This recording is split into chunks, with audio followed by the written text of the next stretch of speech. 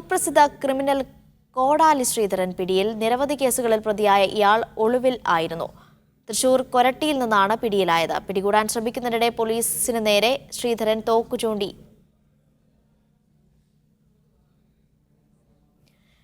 വിവരങ്ങൾ നൽകാൻ ആസിഫുണ്ട്. ആസിഫ്, വിവരങ്ങൾ എന്തൊക്കെ?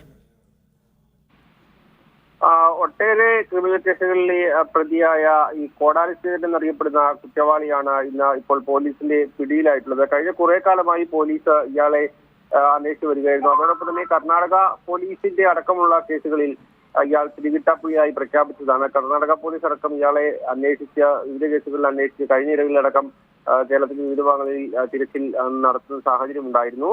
ഇന്ന് കൊരട്ടിയിൽ നിന്നാണ് ഇയാൾ പിടിയിലായത്. ഇയാളെ പിടികൂടുമ്പോൾ ഇയാൾ പോലീസിന് നേരെ നിറനോക്ക ചൂണ്ടുകയും ചെയ്തു.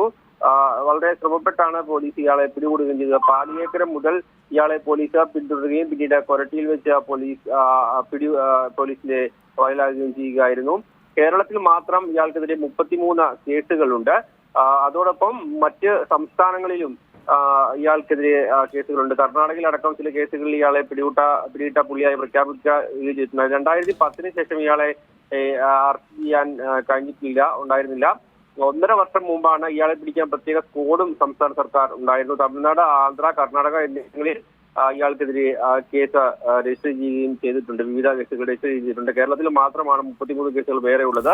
എന്തായാലും 1.5 വർഷമായി ഇയാളെ പിടികൂടാൻ പ്രത്യേക സ്ക്വാഡ് രൂപീകരിച്ച് അന്വേഷണം നടന്നു വരികയായിരുന്നു. അതിനിടയിലാണ് ഇപ്പോൾ ഇയാൾ കൊരട്ടി സിഗ്നലിൽ വെച്ച് ഇയാൾ പിടിയിലായിരിക്കുന്നത്. പിടിയിലായ സമയത്ത് ഇയാൾ പോലീസിന് നേരെ നിറതോക്ക ചൂണ്ടുകയും ചെയ്തു. ഇതിലും പോലീസ് ഉദ്യോഗസ്ഥർ ഇയാളെ വളരെ ശ്രമപ്പെട്ട് തന്നെയാണ് ഇപ്പോൾ കീഴടക്കിയിട്ടുള്ളത്.